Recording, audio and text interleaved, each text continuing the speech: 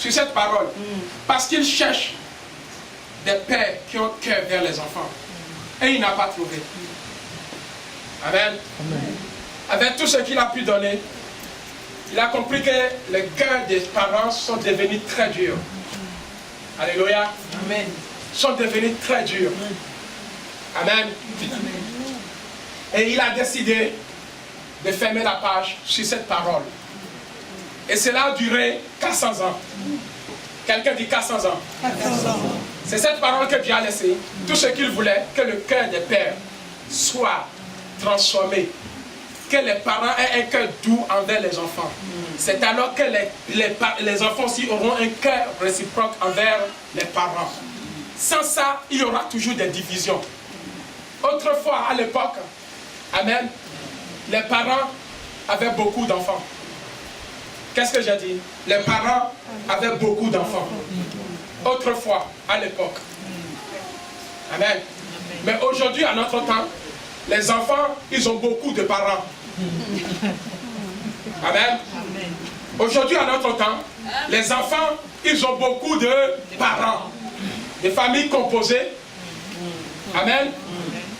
Tu te maries, tu as eu un enfant, à peine tu as fait 5 ans, divorce. L'enfant n'a pas bénéficié de l'éducation de son père. Le même enfant, car la Bible me dit dans le livre de Proverbes 22:6, qu'instruit l'enfant selon la voie qu'il doit suivre. Quand il sera grand, il ne se détournera pas. Mais le premier père, il a fait 5 ans d'éducation. Divorce est arrivé. On amène ce même enfant sous le toit d'un deuxième père. Or, le premier père voulait que son enfant devienne ingénieur. Amen. Amen. Mais le deuxième père, il a commencé par s'imposer. C'est moi le papa, une autre éducation pour le même type d'enfant. Alléluia, commence. Lui, il n'avait pas la même vision du premier père. Alléluia, du père biologique. Amen. Mais il veut s'imposer. Toi, je te vois pas ingénieur, mais que tu deviennes un maçon. Ok, d'accord. L'enfant accepte. Au bout de 10 ans, rupture encore. 3e mariage. Sous le 3e, maintenant, éducation d'un autre papa. Ainsi de suite, ainsi, etc., etc. Dis-moi, quand l'enfant sera grand, il va prendre quelle voie?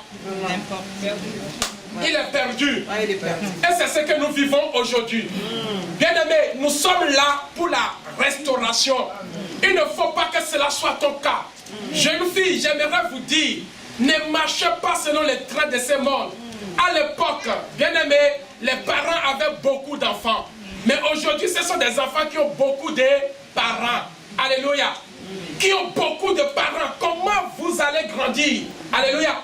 Dieu veut que vous suivez les instructions d'un seul père. Pas de plusieurs pères. Amen. Est-ce que je parle à quelqu'un?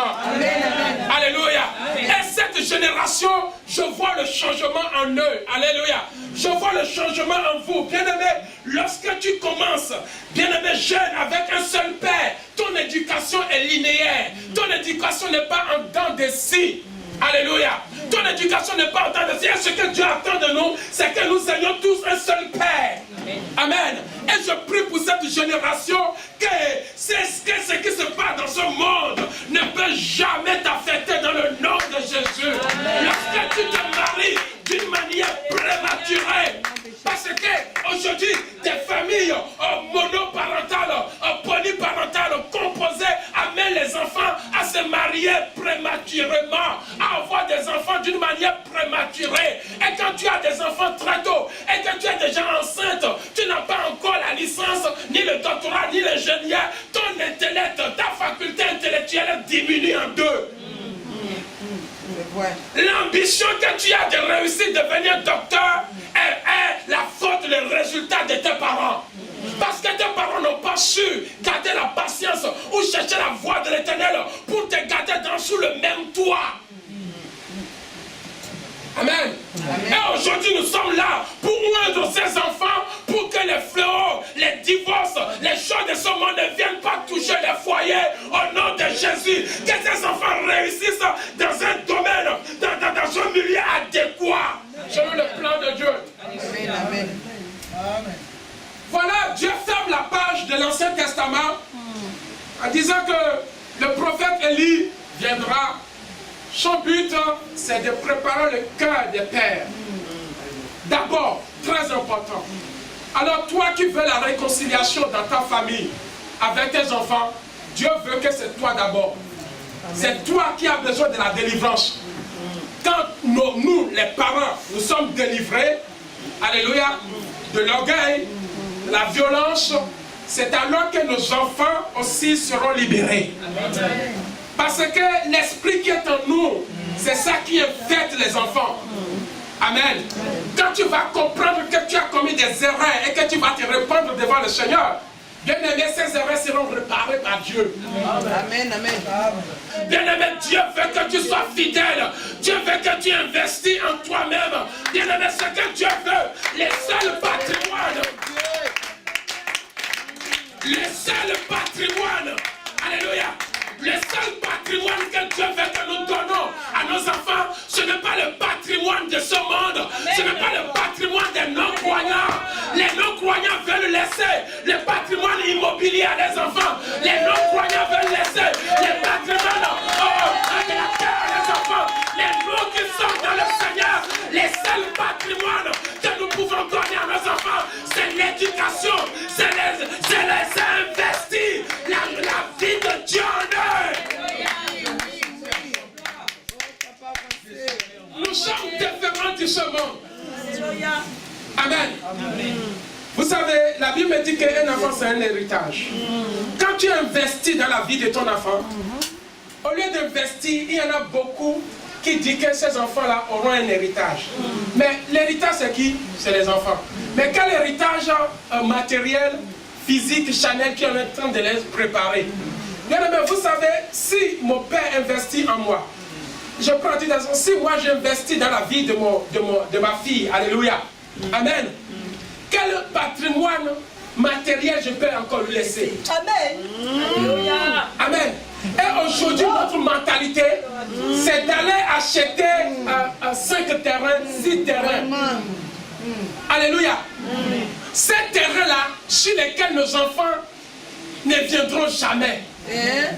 Amen. Au lieu de prendre l'argent des terrains et d'investir dans la vie de tes enfants pour qu'ils puissent aller loin, toi tu vois qu'en achetant un terrain, tu fais du bien à un enfant et tu as laissé l'enfant.